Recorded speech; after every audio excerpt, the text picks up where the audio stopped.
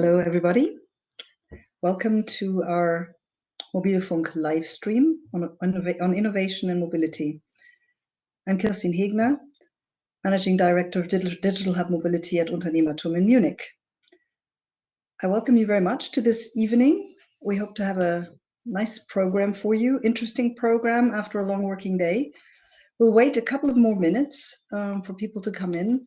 And I'd like to ask you to use the waiting time to maybe update your profile. It's in the right-hand corner, upper corner of your screen. And it would be great if you could put in a picture of yours and maybe some information about your company or your interests so that it would make things easier during the networking session. It would be great. You could just use the time to put in a picture and a few words about yourself. Thank you very much. And then we'll start in a couple of minutes.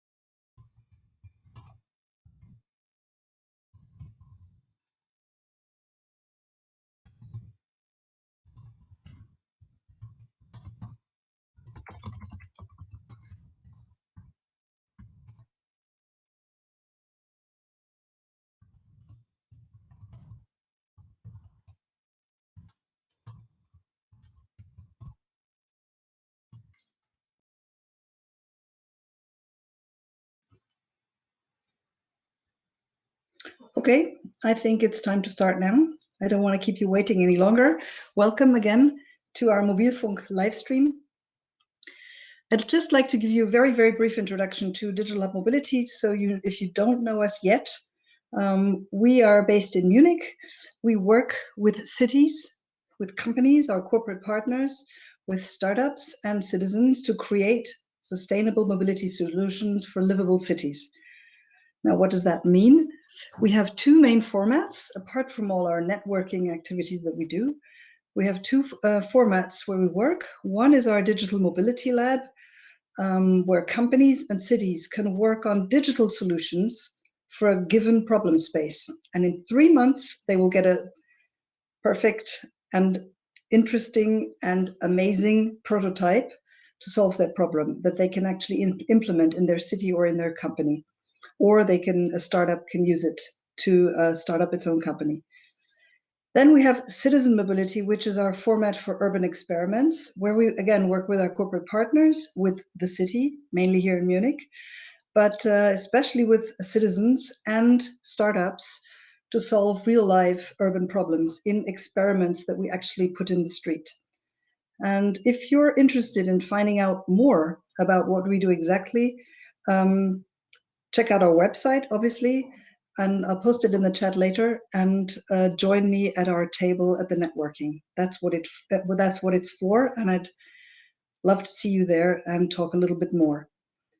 But today, our partner, AISIN, has the stage. It's their evening, and we want to learn about them and their transformation, their process, their amazing process from a supplier of automotive parts, part of Toyota Group, to a major player as a mobility provider in cities.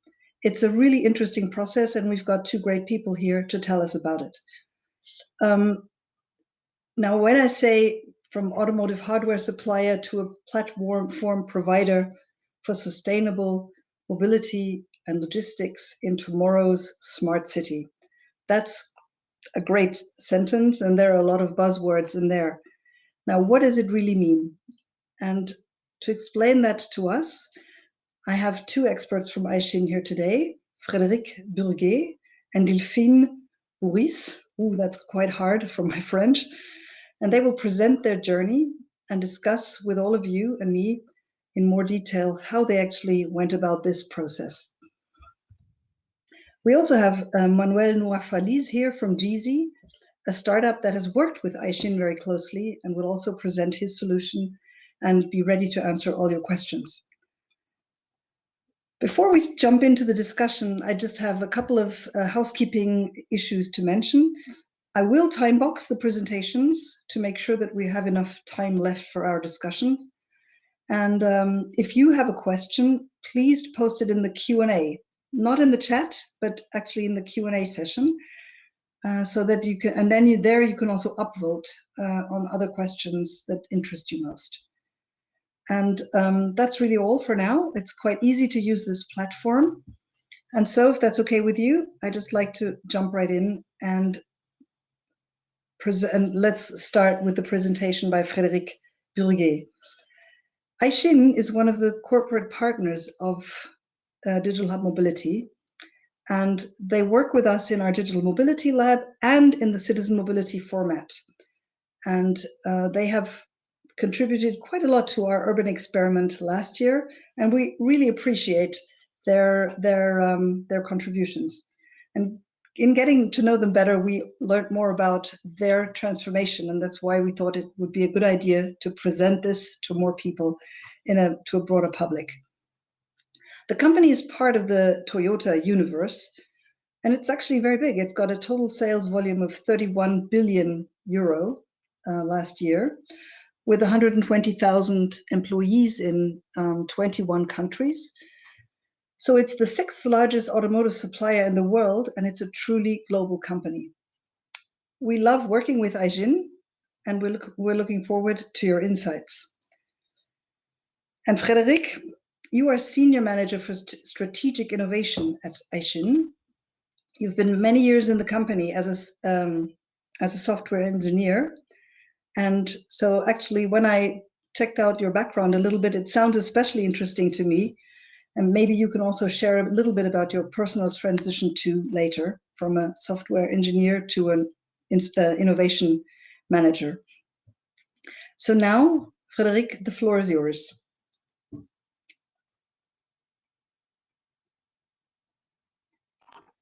Thank you, Christine. I hope everybody can hear me. It's always a challenge to find the new tool and screen. Well, perfect. So don't hesitate to put comment on the chat and Q&A, so I can adapt also my speech. I'm here for you. So as Christine mentioned, we are tier 1 suppliers, and you can see on this picture a lot of parts, and this is our traditional OEM business we do. So you see powertrain. So Christine mentioned 120,000 employees and 31 billion euro of sales. 1/3 of this is in powertrain. So you have to imagine that 1/3 of the people are there and the revenues. Then we have chassis safety systems like braking systems and body parts. And our business unit, which is called Connected and Sharing Solution, in this world is the business unit focused on navigation system. So this is our history. So we were the digital part of the group. So this was the status. And as you know, the automotive world is changing quite a lot with a lot of pressure. And it's changing around what we call the CASE framework. So for connected products, autonomous vehicle, car and ride sharing, and electrification. So our challenge was, how can we bring innovation, accelerate innovation in the CASE framework? So 4 years ago, we redefined our vision in Europe, and we wanted to move from the navigation system you have seen to be a responsible and enjoyable mobility provider for everyone. So it was our vision. And one of the questions was, how do we move towards this vision? What do we have to transform to be able to achieve it? In addition, we had some change of the context, and maybe some of you know the Woven Planet, which is the Toyota Research Institute for new concept and smart cities. And you can see here on the page what the woven city would look like. So it's under construction right now, and it's a laboratory to study about new mobility and logistics systems. And today, Delphine will present you about this new direction on logistics. So it's a big change, and my story here today is about explaining how we did it. And so you can see on this, so 4 key milestones.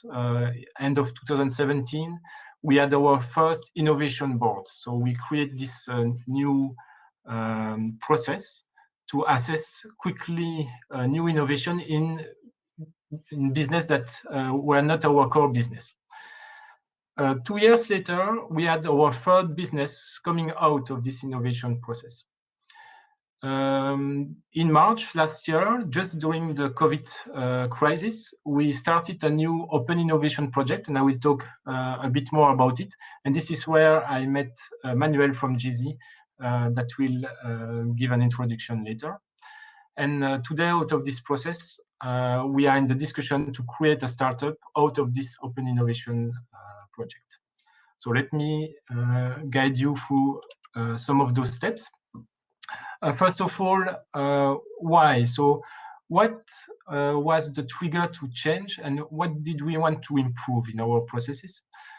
First, and it's always strange to see it now, but to have opportunities in this innovation process that are customer oriented with a business case. Why is that? Because in the past we were so big that we could work internally, develop a new solution, and then sell it or push it to customers. And at the end, the business case was not so important. Now, with the world changing, this was a key aspect to change in our. So the first criteria to go to the innovation board is to have customer identify and a business case. Then, in big companies, we are usually organized in silo.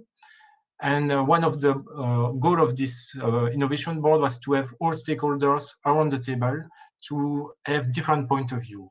And this is what we call the never walk alone in our opportunity. Then we wanted to fail quickly to succeed sooner. So it took some time to add the to succeed sooner. So for the private joke, because fail quickly, can be quick. But important is to realize that this opportunity maybe should be stopped, because there is another one that can bring us additional success. And today it's still one of the most challenging items in the process. Later, the last one was to make fast and wise decision regarding our portfolio of opportunities, because in large group there is a lot of process. It can take time, and opportunity and innovation, you have to be quick. So those were the 4 things we wanted to change. And I'm sure most of you knows this diagram. So this is the value, the business model canvas. And this is in the heart of our process. So we want to have some key elements in all those areas. And you can see that the key partners is one of them. And for us, it was a big challenge. And this is also why we are here, why we are with GZ, and I will talk about this. So this is how the ecosystem in Europe looks like. So at least you can recognize that we have the digital hub mobility around University. So we had the opportunity to look for partners around different direction: European Commission, university, research centers, SMEs, startups, and big transportation company, and local mobility. And this is an example of what we did during this journey. So you can see on the top new tools like My Robot to be able to work remotely. And during the COVID crisis, it was quite interesting and productive. You can see just below some paper prototype to understand well the problem of the user. Also our simulator, because making new automotive innovation can be quite challenging. So we need quickly to find what is the best user experience we can bring by using this kind of simulator, and then go on the road in the car to evaluate it. Last point on my presentation is regarding open innovation. And you see this co-mobility initiative. So co-mobility is an open innovation process based in Belgium, around Brussels. You see the core members around them. So yeah, for you in Germany, maybe it's not self-explaining, but there is a bank, there is an airport, there is a management of public transportation, there are insurance company around it. And we participate to this open innovation to solve one issue about what we call the carpooling for corporate companies. So how do we improve the carpooling? This was the initial challenge. Now talking to our partner in this group, and GZ was one of those partners, we came up to realize that the problem we could solve together is what we call the decarbonization of the fleet of corporate companies. So companies have large fleets of vehicles. They want to make it decarbonize. One way is to have more electrical vehicles. And what we come in the proposal to bring is to offer new mobility budget for employees. So they can, instead of having a car, have a company card that can enable them to take public transportation, bikes, and so on. So this is what we are working on. And I'm sure Manuel, in the next step, will talk more about it. And that's it for my time, Christine. So I hope I was in the time. And I hand over then the presentation to you. Oops, let me come back in. Yes, thank you, Frederic. Yes, you were in time perfectly. Thank you very much.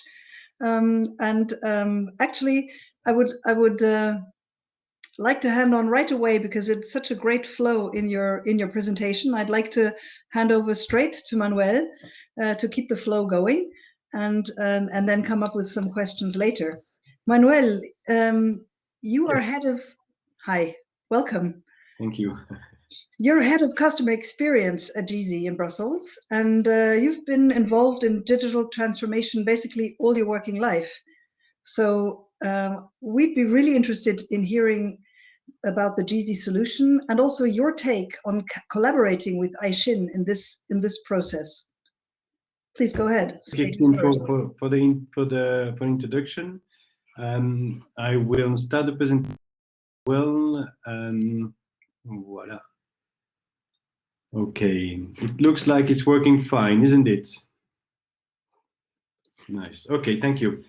So yes, my name is Manuel Faliz. I joined GZ as head of customer experience about 18 months ago. And my role there is to help customer implement our solution into their company. Okay, voila. So GZ started actually almost 4 years ago with a small application called Join. It was a chatbot for questions around mobility, but also a map with around you all the available mobility solution. They have raised a little bit more than 1 million euros in the summer of 2019 and also changed their name into GZ at that time. The target was and is still to develop a very strong algorithm to enable route recommendations.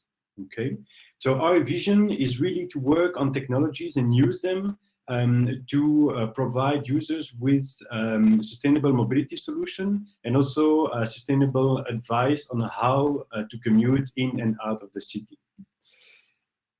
We do that by offering all those recommendations using all the available mobility around the user, but also based on what are his or her mobility options. So does this person have a car or a bicycle or a subscription to a public transport? And also what is their expectation in terms of time, CO2 emissions, and spend. For those that need a little bit of enlightenment of what is intermodality, if you go into your car and you use your GPS in the car, this is monomodality. So it's only the car to reach your destination. If you go, for example, on Google, you will have multimodality. Either you go by foot, by bicycle, by car, or by public transport. If you go a step further, and this is what we did thanks to the support of the AI lab of ULB. ULB is a very famous university in Brussels. We have built an intermodal algorithm, meaning that it will combine different ways of transportation to reach your destination, with cost, CO2 emission, and time being the three most important criteria. Intermodality is not only the public transport or the free-floating operators or the fixed station operators, it's also your own mobility solutions. Your personal car can be hybrid, fuel car, your bicycle, but also anything that is portable, meaning that you can take with you. And this is really crucial. If you take your foldable bicycle into your car and then you go to the train station, you take the train to reach the center of the city, you can use your foldable bicycle or e-scooter to do the last mile. Okay. Last but not least, and we wanted to make the algorithm really complex, but with a strong eye to a nice and frictionless user experience. We also wanted to enable the user to share his or her moods. By that, I mean that the person can say, okay, today I'm in a hurry, so I need the fastest route to reach my destination. Or I want to be eco-friendly, so the greenest routes. I have a low budget, I'm not alone, I don't want to drive. And we can build as many moods as we want based on several criteria to provide end user with specific requirements. Okay, so to be a game changer, as you can see on the left screen, this is typically a destination with my car only. But if I want to save some CO2 emission, I can combine the public transport with a shared bicycle, and for only 10 minutes on top of the time, I will save more than 1 kilo of CO2. And this is also really important because in the train I can rest, I can read, or I can work.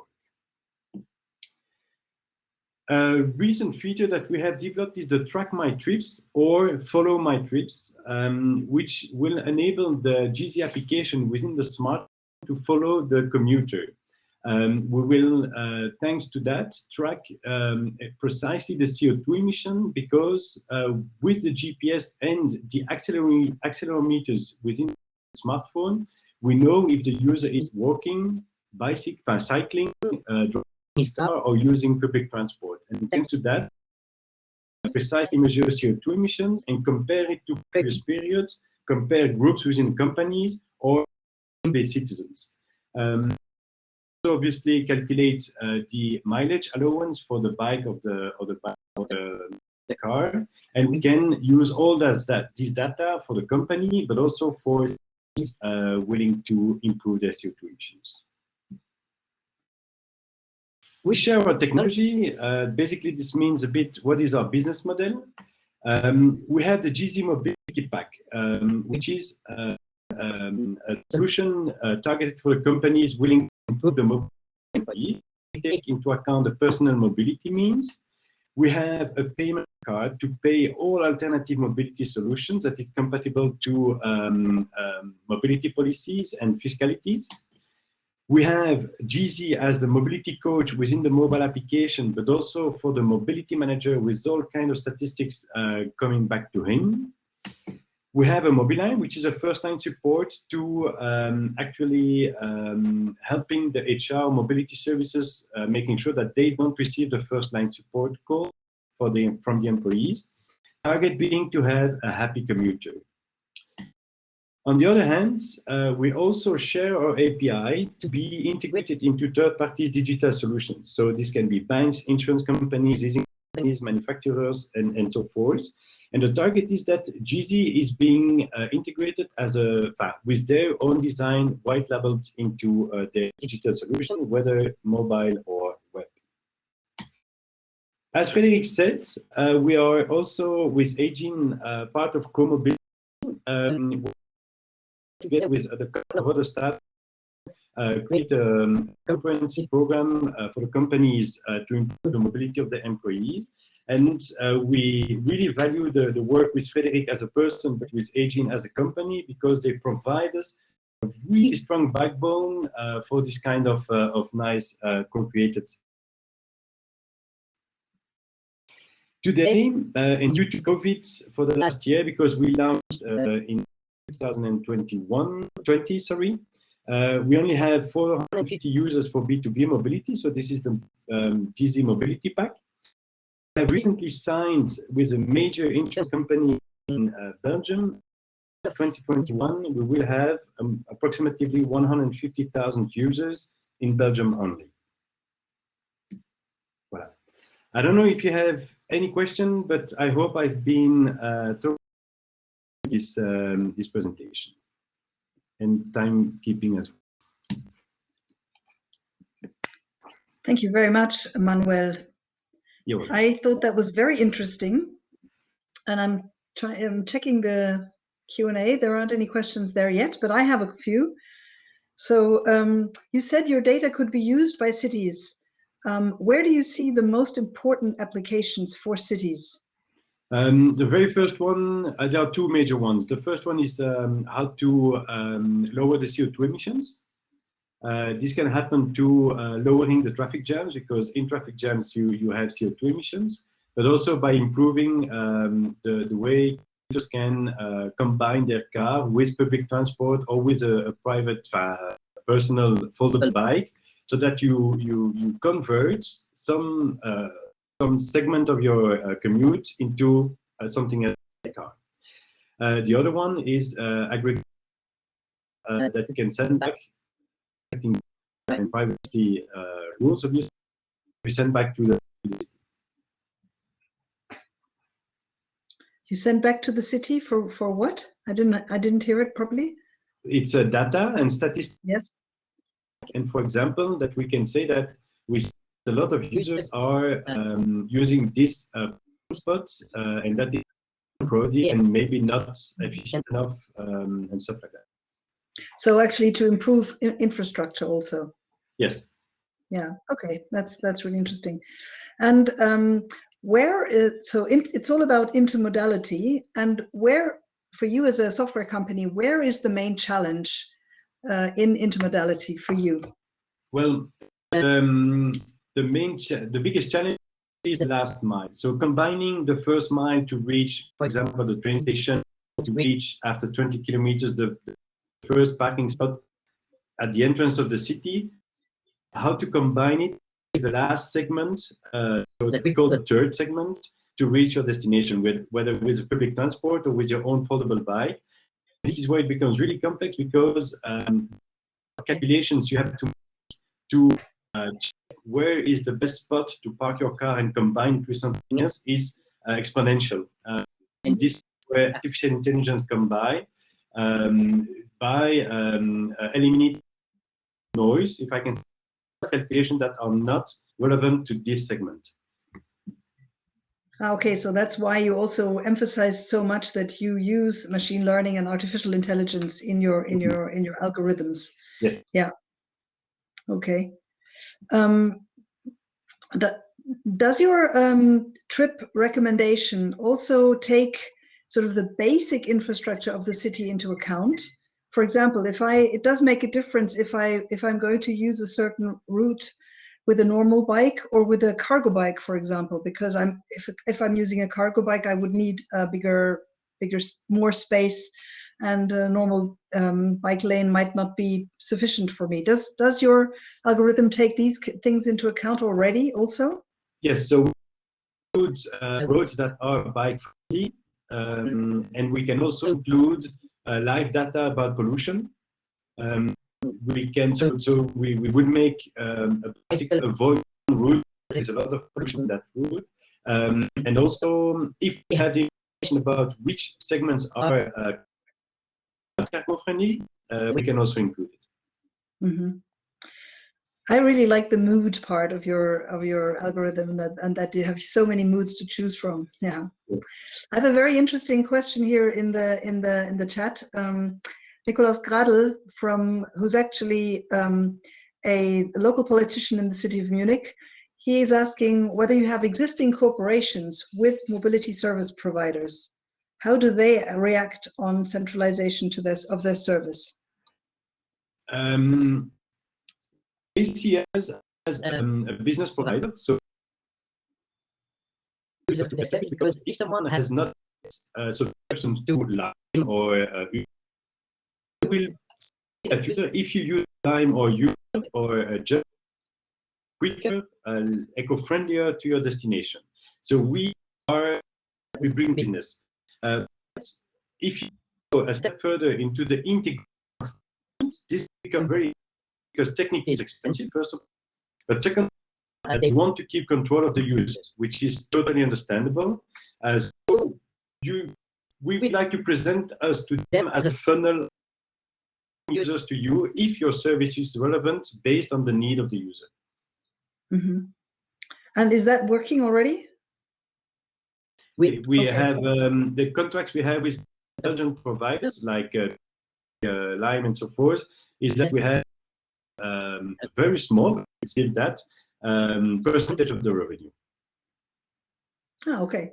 Yeah. So I hope that answers your question, Nikolaus. Thank you very much for that question.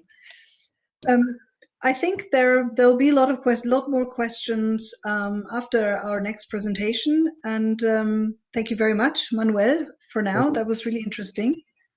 And I'd like to continue with Delphine. Delphine, hello, welcome. Hello, good evening, everyone. Hi to Brussels. Thanks for joining. You are Senior Product Owner for Connected Services at AISIN. And you worked previously at Toyota, for Panasonic, and for textile company. So you have a very varied background. And now you're into logistics. That's true. And yet I have a very much like a Japanese tag, I would say. So that's an interesting fact as well. But indeed, mostly at Toyota, Panasonic. And now I've been working 3 years for AISIN as an expert product owner for connected services and now for mobility solutions. Great. So we're looking forward to hearing about the second AISIN project that you're into.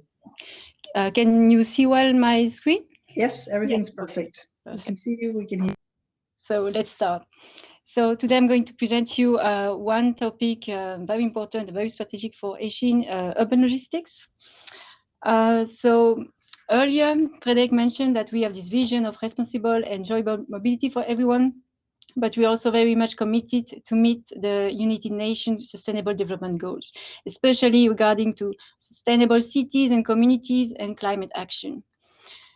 But coming back to logistics, how did it start? Why AISIN and why initially navigation and hardware manufacturer came to this topic? So it's very simple, actually. So as we mentioned earlier, we have 120,000 employees. We have 15,000 product reference, split it over 150 production sites. and split it over 7 regions worldwide. So you can imagine that it's already a logistics challenge as such.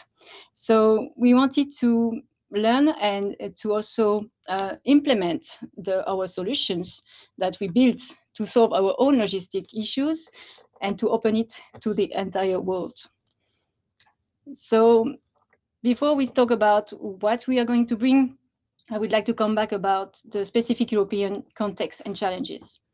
The first issue we see is a degree of urbanization in Europe. It's 75% of people living in cities, many due to urban land expansion. So the cities are kind of expanding outside of the inner city area. There's also the urban population increasing, and cities with more than 50,000 inhabitants are also increasing. Also, what we saw is the rise of e-shopping, further accelerated by COVID, and increase in commerce competition. On one side, we have people who are looking for direct home delivery or same-day delivery. So this has an impact on the last mile cost. We know that 20% of the transport cost is due to the last mile transport. We see issues of efficiencies and delays, especially as in the last mile, you are often faced with traffic jams. And globally speaking, talking with our ecosystem, mainly in Belgium, we see that there's a vanization of cities. So many vans are coming to the city to deliver parcels, and it's really creating big challenges.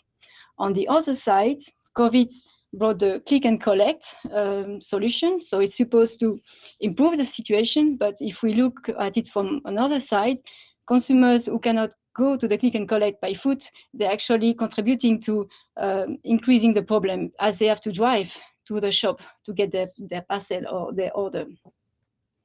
We see also the rise of the one-click shopping. So it means multi-parcel delivery, split deliveries in many parcels. And we see also the rise of free returns, or very convenient way to return your orders. So it means two-way deliveries, as you might order the several sizes and may return some products.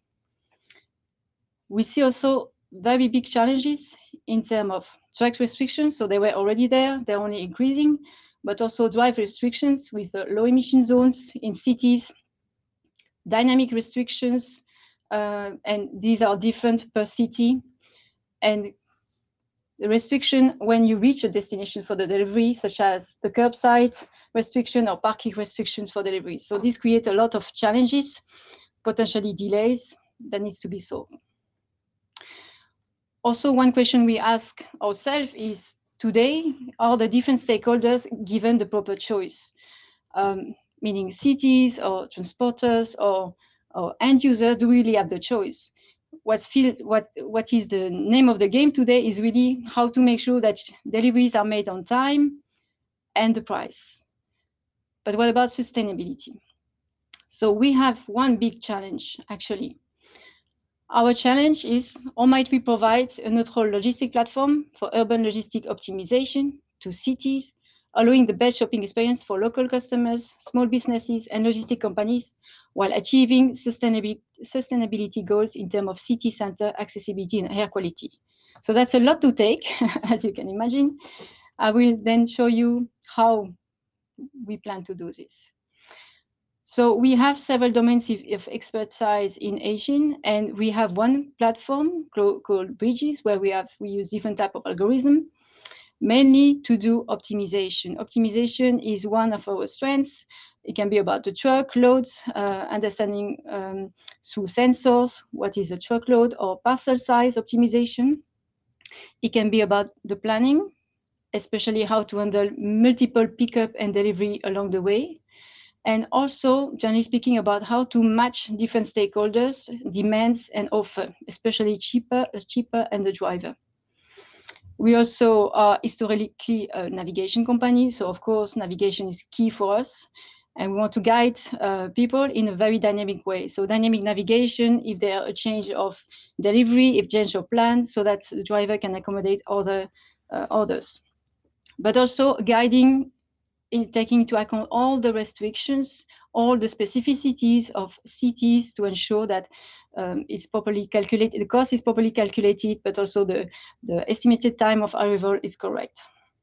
And the last part, which is also very strategic for us, is measure. So whatever we propose, we want to ensure that there will be a kind of ROI calculation done for the shipper, for the driver, and that we can also eventually see what is the impact of an alternative routing or solution in terms of air quality. So for your friends, we're also working on air quality project with Belgium and German ecosystem. So maybe to illustrate our domain of expertise, the best would be to show you a little video about Bridges Any, which is a service, a new service of AISIN. So I don't know if, Frédéric, maybe you can share the screen.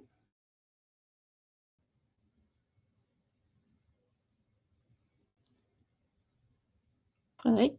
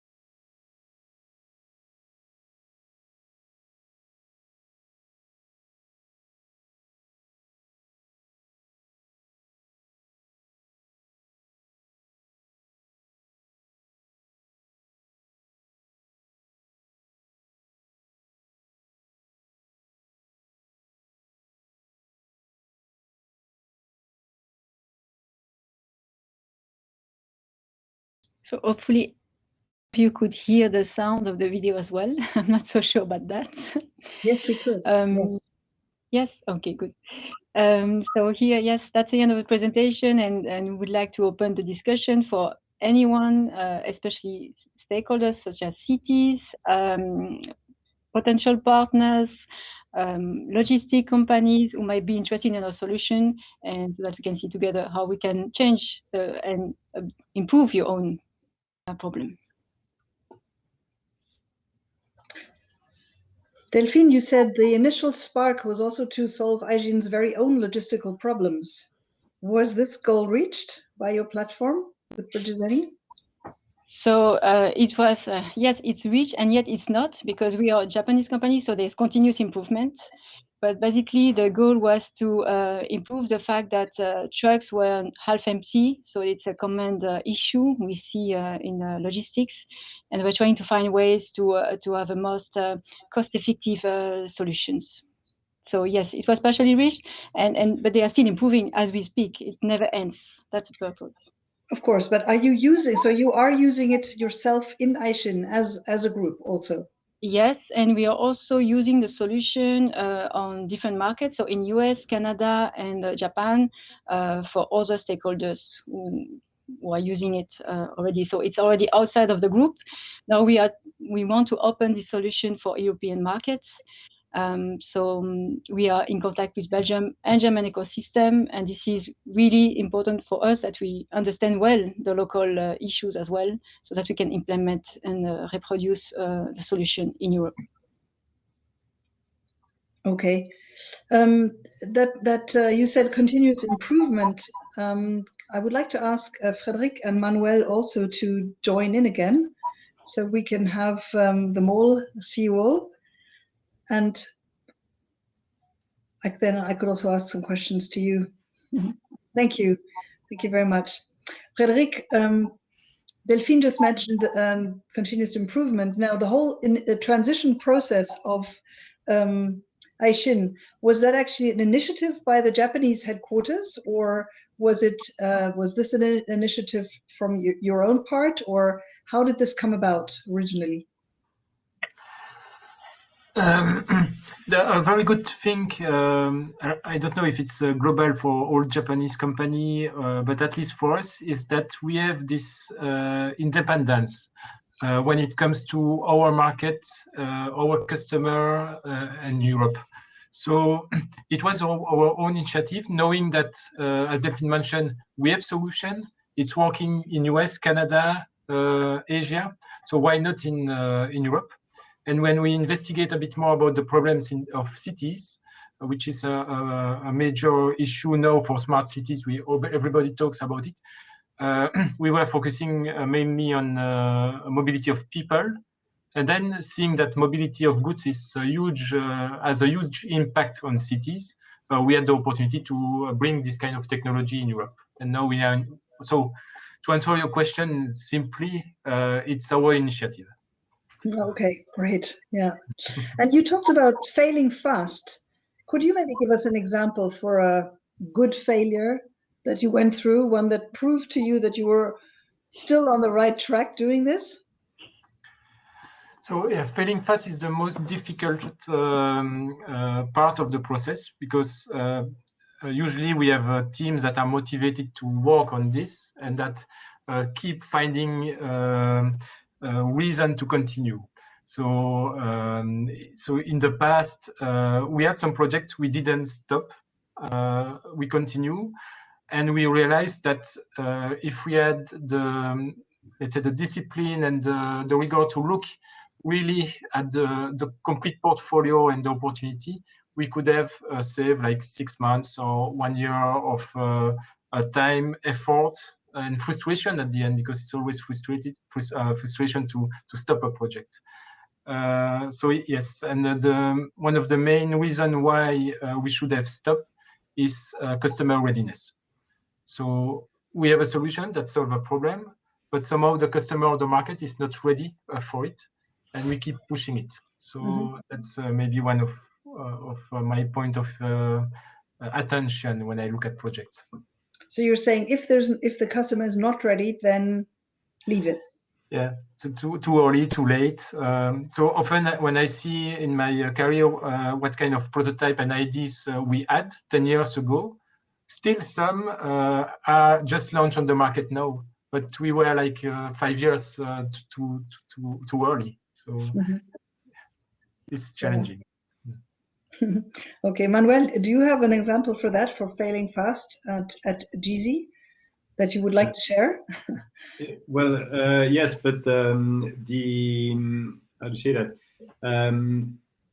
When the algorithm was calculating a long traject, using, for example, a train to cover 200 kilometers together with your foldable bicycle or e-scooter, it was really taking a long time, and we didn't know why, and it was really a blocking point because you couldn't use it normally. And actually, the algorithm was taking that much time because it's always considering all the options. So every train station between the departure up to the arrival, it was calculating if it's worthwhile to step down and do 180 kilometers with a bicycle. Next station, next station, next station. So we had to configure the algorithm to say, if you have a bicycle, and this is what I said earlier, the last segment is the most complex. If you have a bicycle, you can use it for the last segment, but for not more than 15 kilometers, for example. E-scooter, 5 kilometers, otherwise you don't have any knees anymore. But anyway, that was the failure that we passed through. That's really good. That's a great example, yeah, for understanding how algorithms work. Yeah. And maybe now, Manuel, we have a little time for you to say how it was for you as GZ to work in this co-mobility project with AISIN, sort of as part of this this ecosystem. Could you tell us a little bit more about that, please? Yes. Well, first of all, you need to know that Frédéric and myself, so AISIN and GZ, were working in two separate projects in the beginning, and that we merged after 2/3 of the length. So after 8 months. And this is where I learned to know Frédéric and AISIN. And I must say it was a big relief, because in the first project we were almost only startups. We had one big company, which is Brussels Airport Company, but due to the lockdown, they were in shutdown complete, and everyone was not allowed to work. So our contact stopped. They had other priorities, obviously, and so we were a bit lacking of a backbone of capacities and people and processes. And Frédéric and AISIN brought that when we merged, and it was a relief to see. Okay, because we are 3 at GZ without the developers. So if I spend time on a side project, which is a long-term side project, it's a really big investment for us. And Frédéric with François, they have brought this backbone, the process, and a bit of vision, a good vision for the coming months. Okay, thank you. Anything you'd like to add on that, Frédéric? Yeah, for us, it's in the other way. So we have the processes, the stability, the people, the processes, and it's too slow. And by working with a startup, I remember, Manuel, one of the points we were thinking about building a website to promote with a landing page our solutions. And then I was thinking, okay, I can take a team of maybe 3 people. It will take 2 or 3 sprints to achieve it, and so on. And then just by talking about this, one guy in our team in a startup say, okay, look, I just made it. You want to have a look at it? So in 15 minutes, he did it just himself. So this spirit of doing things quickly, the speed, the deep knowledge of the startup about their niche market was really a good experience for me. Mm-hmm. Yeah, that we also see in our citizen mobility experiments. Obviously, the startups bring in a lot of great ideas and dynamics. It's really good. Yeah, that's one reason why we include them. Yeah. And Delphine, here's another question for you from the Q&A. Your logistics platform targets different players, municipalities, logistics providers, local shop owners, and so on. Mm-hmm. Who pays for your services? I suppose everybody a little bit, but maybe you could tell us a little bit more about it. Yeah. Good point. So yes, it depends on users. So we have different business models, and actually we don't have a fixed way of doing things. One way to do it can be paying a license fee, but we also can do business models such as, for instance, paying based on matches. So it's only when the demand and offer is met that we will get paid for our solution. So that's a new way, also interesting way for us to do business, because we feel like it's only when we solve a logistic problem, real one, that we will get money back. So that's quite interesting. So we keep it open for now. So there's different ways done in US, Canada, and Japan. We get inspiration for that, but of course we are open to local ecosystems. We know there's no one-fit-all solution, so that's why it's important that we have the flexibility to propose different ways of doing things. So it's based on demand, I would say. Okay, this question of who pays for your service, Manuel, you went into it a little bit. Now, obviously, it's going to be interesting to see which packages are bought more with your rising user rates when you've added all those 150,000 users. Yeah. What I was thinking when you were talking about it was that it sounded like if after a while of operation, you would be a perfect provider of a flat rate of a certain kind, right? What do you mean by flat? A flat rate? You could be offering sort of certain packages at a flat rate once you've analyzed the kind of patterns your users develop? Indeed. So, well, first of all, the business model lies on the two first and main axes, which is the GZ Mobility Pack, aimed for the companies to improve the mobility policies and mobility solutions for the employees. The second one is through the rents of our API, and there we go on packs of tens of thousands of API calls per month, and that's most of it. We haven't yet been through the business model of the data sharing.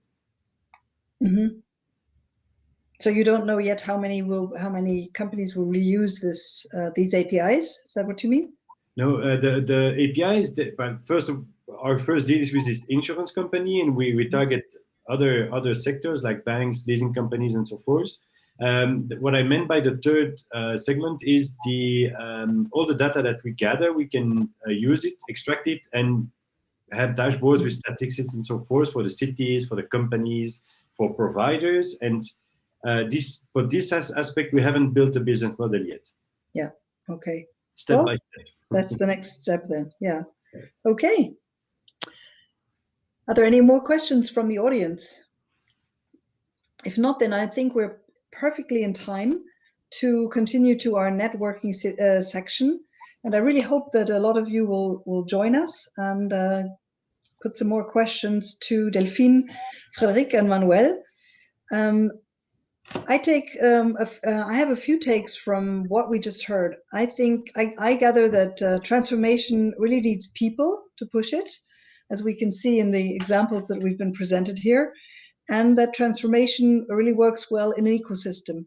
I think that was also quite clear from the presentations, and I was impressed at how fast AISIN actually went through with it.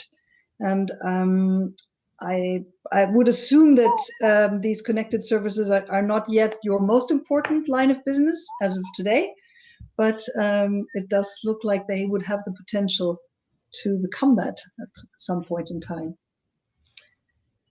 So thank you very much for your contributions. I thought it was very, very interesting. And I'm really sorry we can't have you here in person.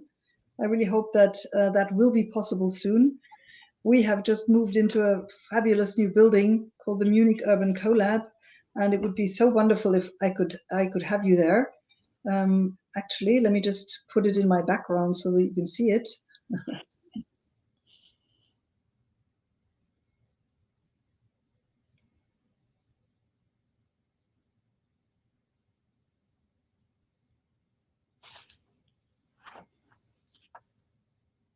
So that's our new headquarters. Just it's always in conflict with my hair. That's why I don't really like using the virtual background that much. But anyway, I hope soon we can have you as guests there. And for the networking, it's quite easy to use. You enter the room. Claudia, who's organized the sessions, thank you very much. Claudia will beam you to the networking. You join the table where you see someone you'd like to join. You click on that table, and then you're in there and you join. And depending on how many people you'd like to see, I think we'd suggest that after 10 minutes you move somewhere else so that there can be a little bit of movement in this. So there will be a table for each one of the 4 people that you see now on the screen. And you're also quite free to meet up with each other if you want to, with anybody you see here in the audience. So I wish you productive conversations for the next half hour or so, and hope to see you at our next MOBILFUNK live stream, which will be on the 11th of May. And this time it'll be the role of one of our other partners, Nokia, to be the star on the stage, and it'll be obviously all about 5G. So tune in again, please. We'll keep you posted. It'll be at the same time it's 5 o'clock on the 11th of May. But for now, see you in a minute in our networking rooms. Thank you very much, and bye-bye.